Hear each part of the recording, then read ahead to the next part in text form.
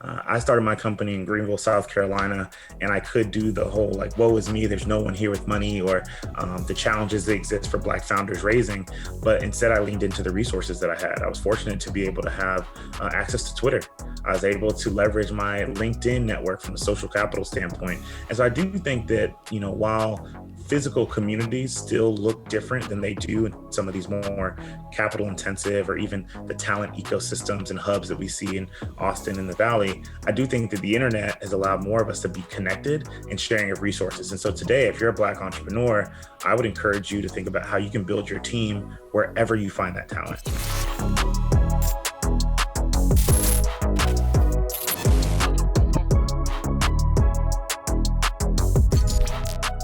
So when I see you talk online, it's typically, I almost never see you talk about Silicon Valley. So I wonder, from your perspective, is Silicon Valley the best place for Black entrepreneurs?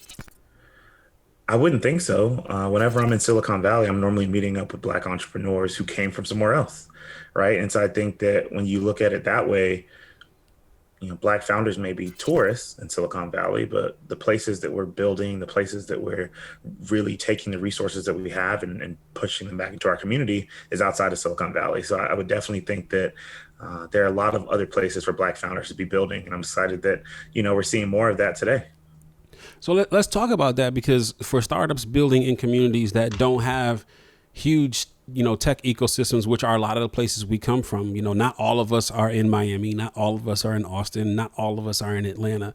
How do we as Black founders engage those resources to be able to build our startups when we're not in those, those dense economic places for technology startups particularly? Yeah, I think that it's really important to realize what resources and tools we have. I started my company in Greenville, South Carolina, and I could do the whole like, woe is me, there's no one here with money, or the challenges that exist for Black founders raising. But instead, I leaned into the resources that I had. I was fortunate to be able to have access to Twitter.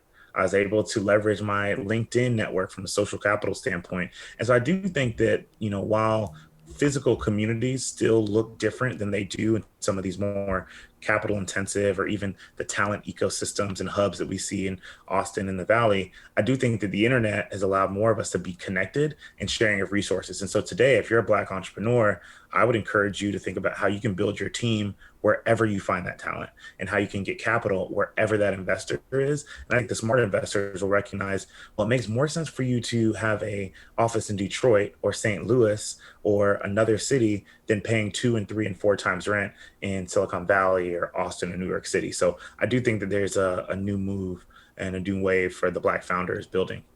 So when I really got into technology several years ago, it was people like Paul Graham who were the people who disseminated, technological education, right? And as you know, and as many people know, at least more today than they did 8 years ago, the way Silicon Valley does investing is not the way investing is done in South Carolina.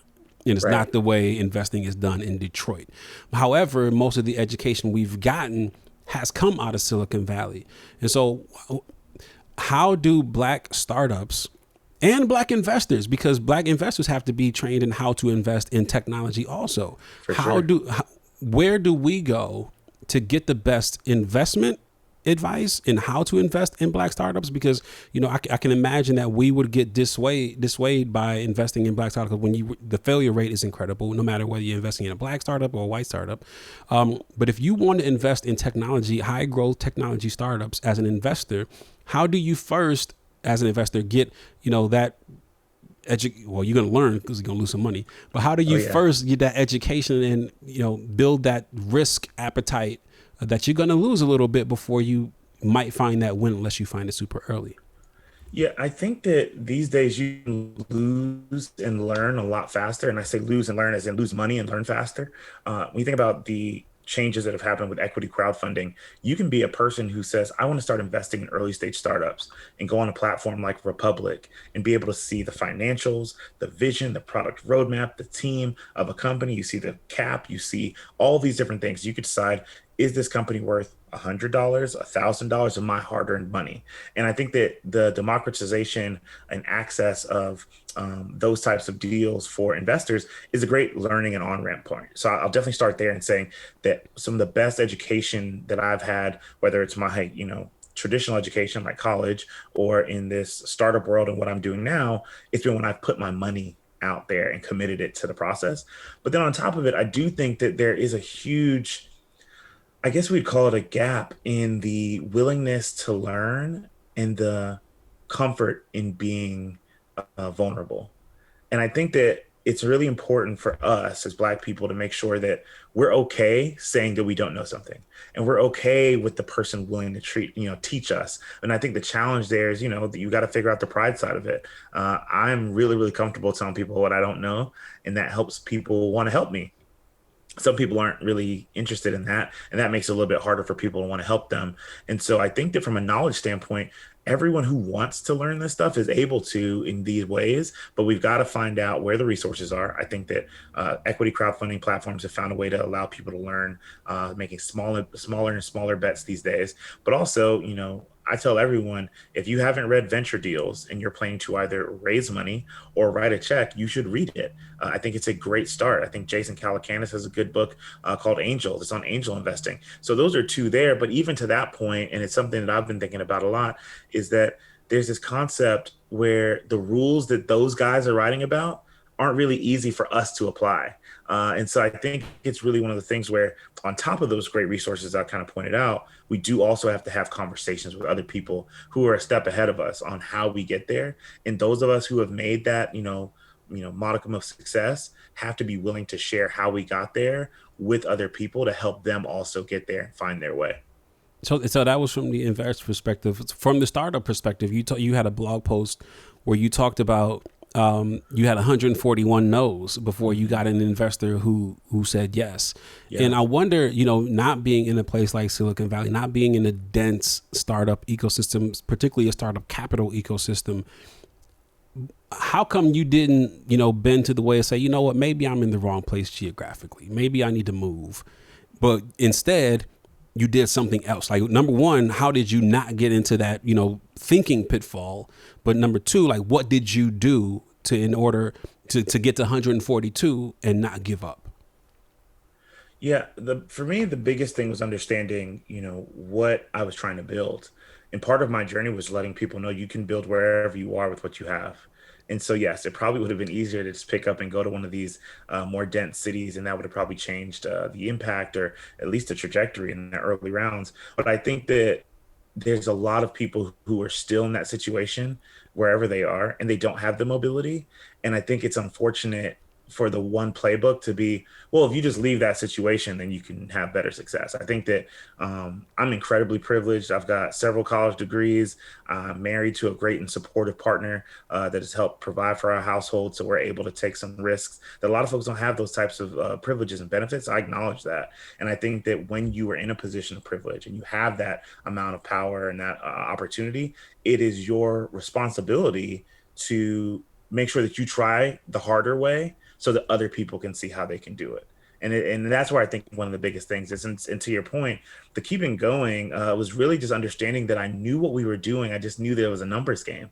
Like, this is just math. And I know that every great company we hear of today, lots of people have said no to, lots of people thought it wouldn't work.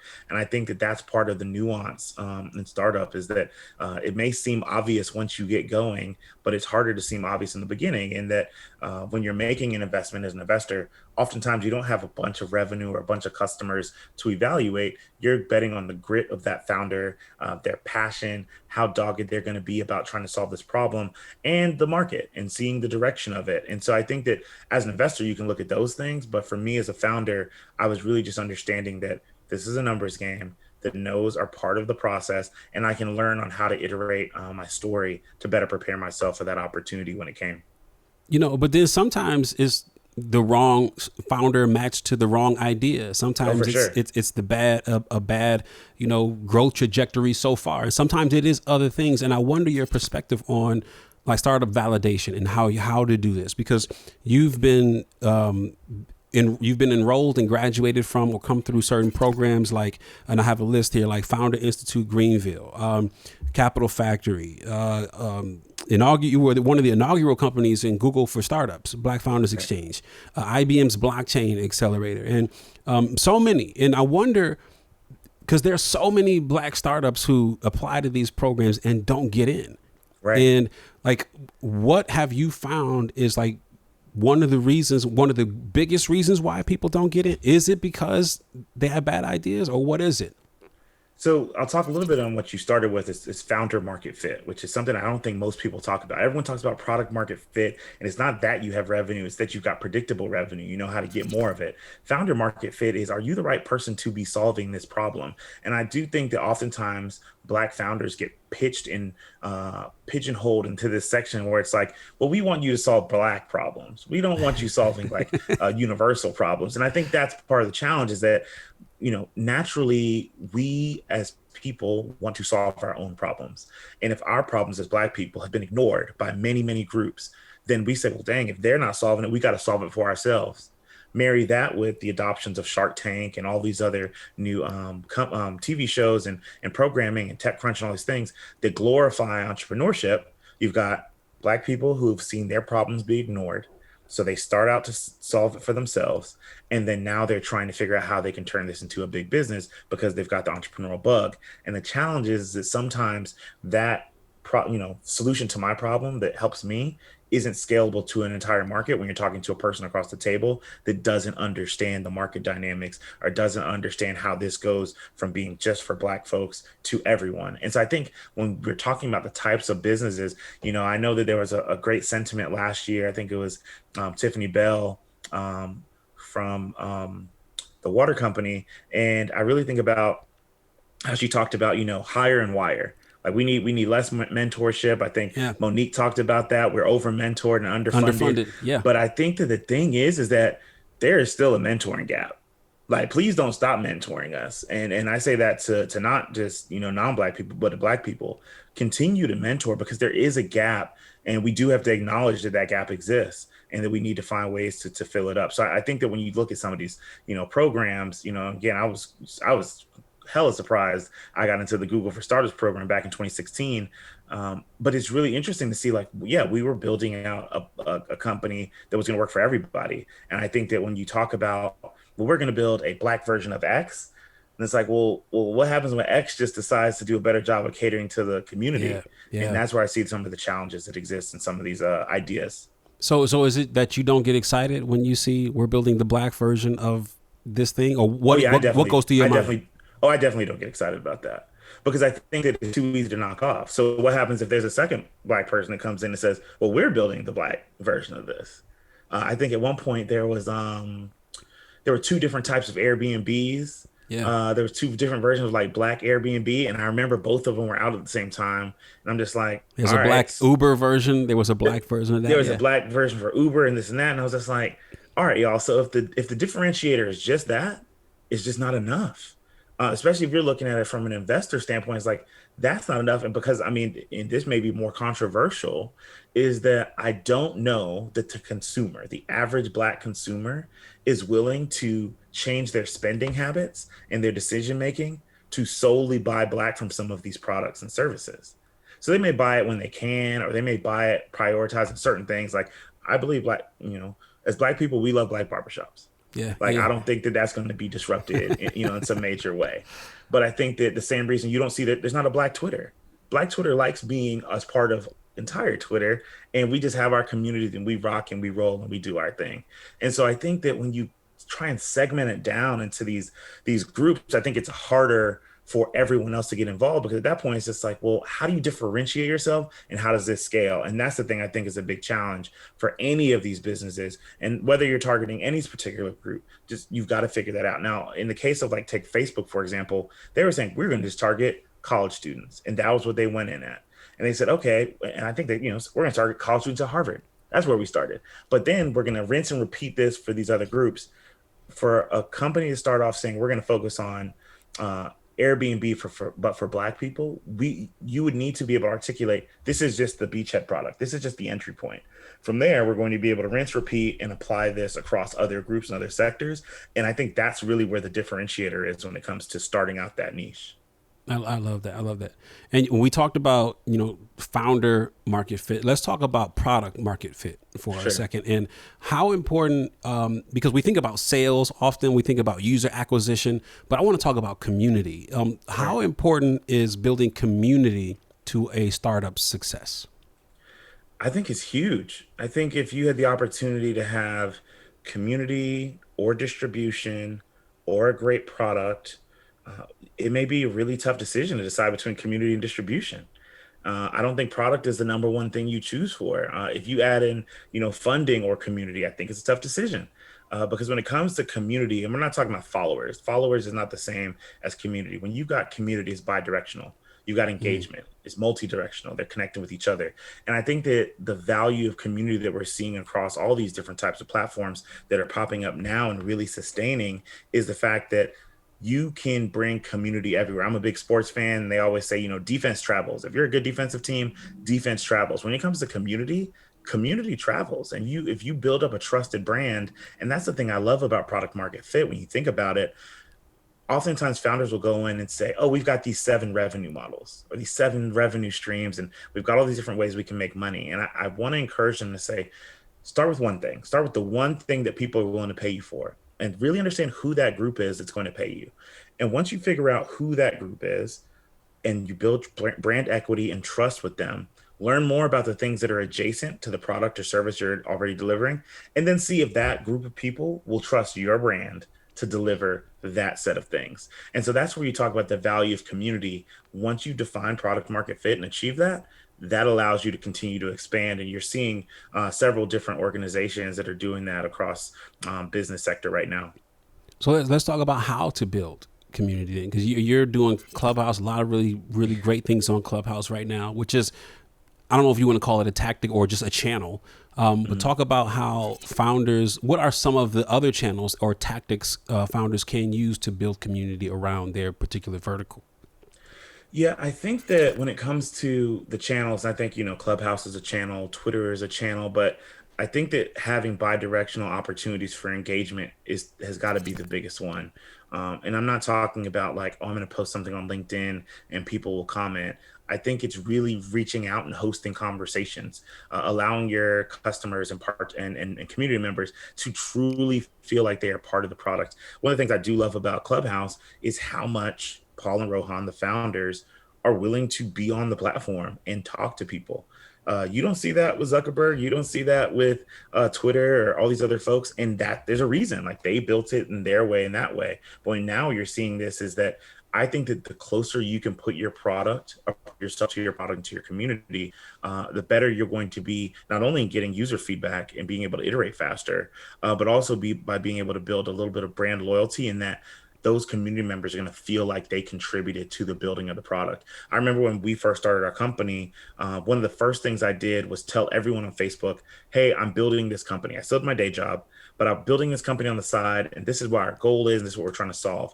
And it did 2 things that were really important. Number one is that it personally held me accountable to many people. So anytime someone would run into me, if they knew nothing else, they'd say, hey, how's that ticketing thing you're working on? And I was like, oh well, it would feel awful if I was like, oh man, I stopped doing that. Now I'm doing this other thing. So I wanted to make sure it's like, okay, I'm gonna have people hold me accountable. But the more important reason I did it was to create a sense of community around learning. So what ended up happening was a week or two later, someone would say, hey Harold, they send me an email. Did you see this note about StubHub? They're doing this thing. And someone else say, hey, did you say this thing about Ticketmaster? They're announcing this. And that happens all the time. And every time I get one, I say, no, I didn't see it. Thanks so much for sending it to me. Yeah. Even if I've received it 5 times that day, because I want that person to know that the mental capacity that they leveraged and used to reach out to me, thinking about me in this massive space relative to these billion-dollar companies, was useful. And so when we're putting out a release for a new product next week, we're thanking some of our customers who've been really helpful in development. I think that creating community allows you to do a lot of that stuff a lot better. So we will talk about the pivot in a second that Bandwagon took, and you actually just changed the handle, which you I would love if you just kind of go in on that in your response to Yeah, this, because you took a little guidance from Google and Alphabet, yeah. so add a little sprinkle of that into this answer. But talk about building SaaS community around SaaS, because now instead of what you were doing previously with around ticketing direct to consumer in a way, now you're helping businesses in that data collection. So talk about how you build community around SaaS, sales as a service. How do you do that?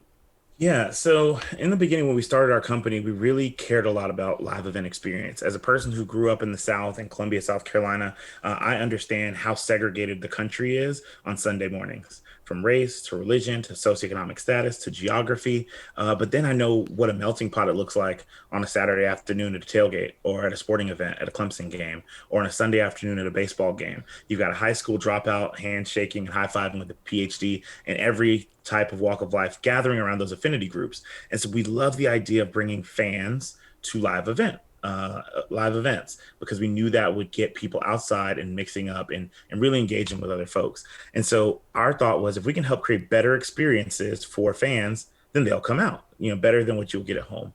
And so as we were building in the beginning, that was really important. As we learned a little bit more about the market, we realized, man, this is a not great margins. It's a bloodbath and competitive. We should actually go try and solve this other part of the ecosystem. That was from learning and listening to customers. And so when we pivoted to being a B2B SaaS company, software as a service company, our strategy was really that, well, no one really cares who Bandwagon is. You care about who the Dallas Cowboys are, or you care about who the Clemson Tigers were. And so, if we could equip those types of brands and organizations with the tools they needed to deliver high quality products and services for their fans, then that's all the better. I liken it to some of these commercials you've seen lately with AWS showing you, like, oh, we help you get your Domino's pizza. We help you book your trip on Airbnb. And they're all behind the scenes. The average person doesn't know or care that it's an AWS server. They just know they needed a Domino's pizza delivered in 20 minutes. And so that's really what we decided to build. And so when we looked at what Alphabet did and restructuring and saying, well, we're not going to be Google anymore, we're going to be Alphabet, and Alphabet's going to be a suite of products, we looked at that and said, Bandwagon, that's our direction.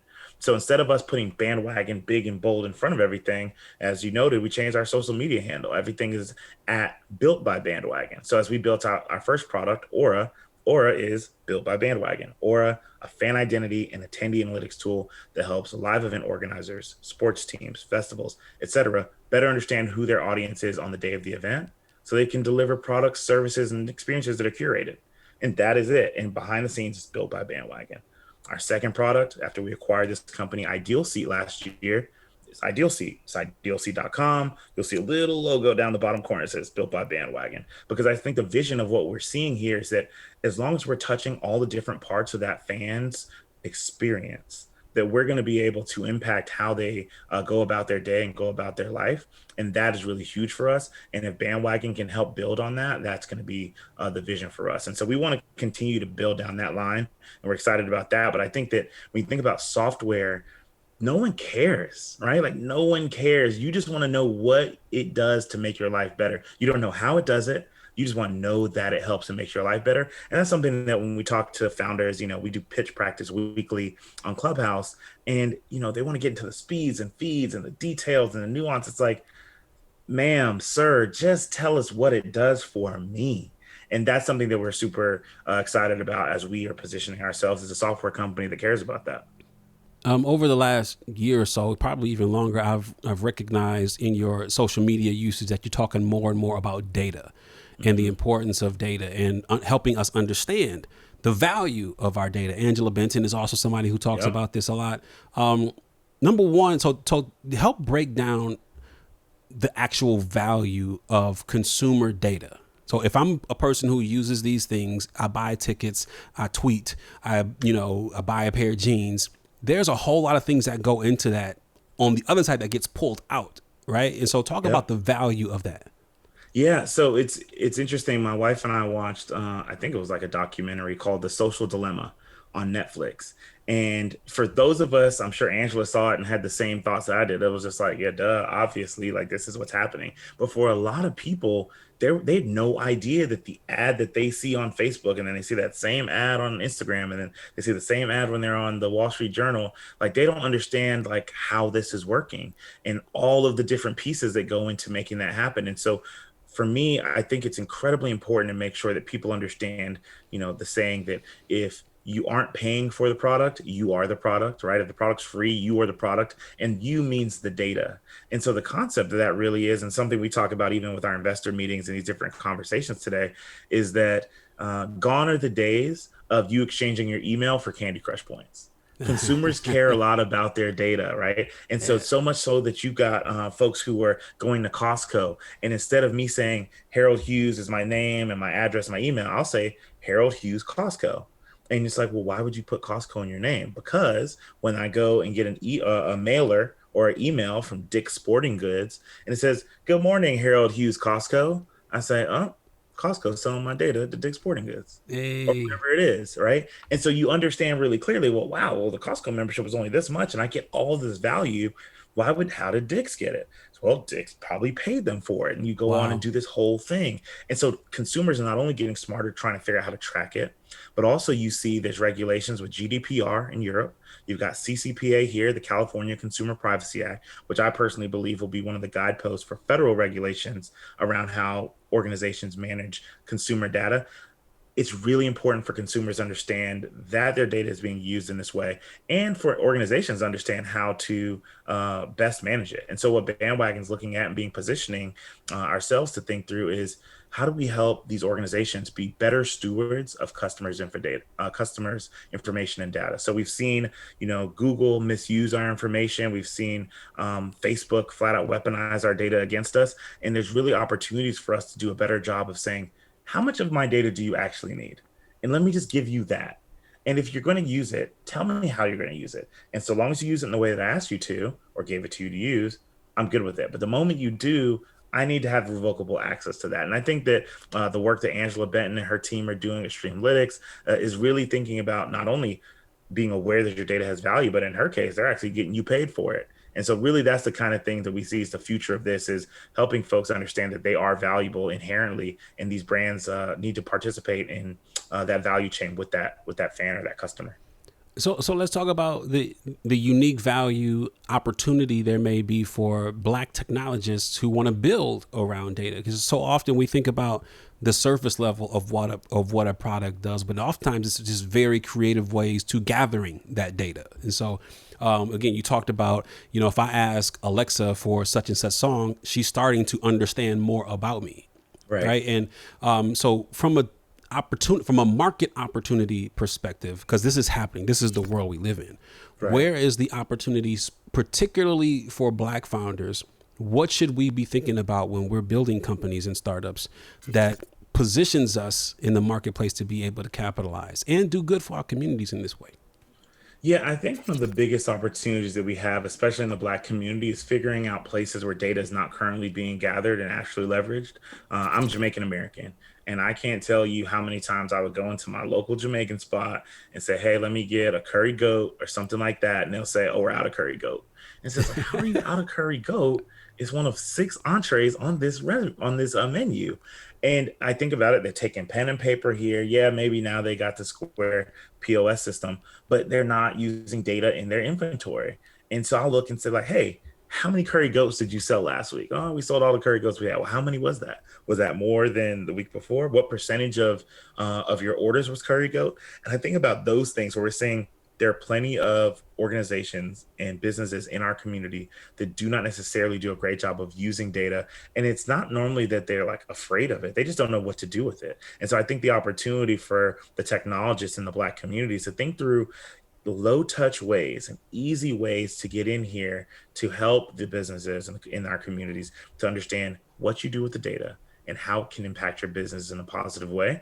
And that, I think, is where we have the opportunity to really not only help our community, but also generate significant dollars. So that is definitely, I think, one of the biggest things. When you think about on ramping and no code solutions, being able to help folks understand who aren't super techy this is how this works in your business and it can impact your bottom line. Like that's the kind of thing I think we need more of in our community.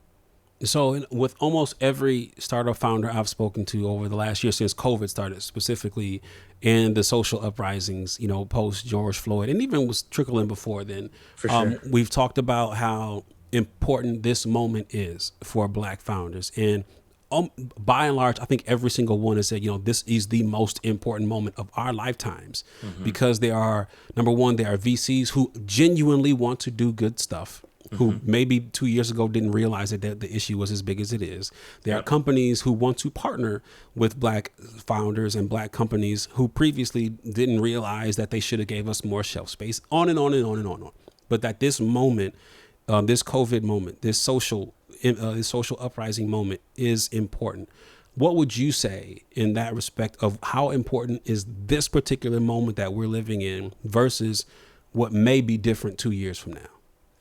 Yeah, I mean, I think that regardless of what happened last year with Breonna Taylor and Ahmaud Arbery and George Floyd, like if it doesn't make dollars, it doesn't make sense. Like that is consistent every time. And the reason that that matters is that yes, all of that happened last year and all the things, there are plenty of funds that got significant contributions. Google got cash, was able to distribute it to 76 companies. We were one of those. And so that part is huge. But the other part of it is that Target didn't just all of a sudden start giving shelf space to these brands because it wanted to feel good. No, they realized like, oh, snap, if we put these brands in Target, we'll have more Black people coming in Target who are adding, if you're listening to this or watching this, like you go to Target, you end up buying stuff you don't need. And like, all right, so we got more people coming in Target who weren't coming to Target. They're coming to buy these brands or they're sharing us online and then they're buying all this extra stuff. It made sense because it made dollars. And so when you're a business, especially one of these startup founders, and you're trying to figure out how you leverage this pressure that's been building, make sure that your business goals align with the opportunity that these large corporations are trying to get out of you. Because at the end of the day, that's really what it comes down to is they are making a money decision and you need to understand that that money is to be had and you need to figure out where you fit into it. We had a company, a Fortune 50 company reach out to us last year and said, hey, we'd love for you to partner with us. We've got this idea. We think you'd be the right partner. And I was like, that sounds really interesting. Let's jump on a call. We did a call and I said, well, yeah, well, what's your budget? Well, we don't really have a budget right now, but like we think we'll be able to put you on our podcast. We're going to feature you on a blog. We're going to get you some marketing funds. And I was just like, yeah. But so if you want to get back to me once you have a budget, then we can kind of move forward. And they'd say, hey, have you given us any more thought? And I said, yeah, I'm super excited. I just need a budget. And it never came. And so we never did it. And I think that that was a position I was able to take because I knew better. And we fortunately weren't in a position where we were like doing anything just for, the tap and dance. But that's one of the things we need to make sure that our community knows is that if they're reaching out to you for this, they see a dollar sign too. And they want to make the dollar signs better, like, good quality and doing stuff with the community, great. But it's got to be a business impact to it. And so I think that it is important. I think this is one of the most important times you see, funds having historic amounts of funds. Shout out to Collab Capital just announced, a massive fund, $50 million inaugural fund, right? And so you see all the different folks who are getting money and deploying it. The unique piece about Collab is they are Black focused. They are talking about Black founders. It's not diverse founders. It's not people of color. It's not women. It is Black founders. And they're looking at some of the communities where we exist, where Atlanta, Houston, St. Louis, Detroit. And so I think that is huge. And the spotlight's on them too. And so I think not only is it important for the fund allocators to make sure that they're doing the work because everyone's looking at them, but the same thing for the startup founders is that we've got to make sure we stand up and stand tall in this moment when there's a lot of attention on us right now.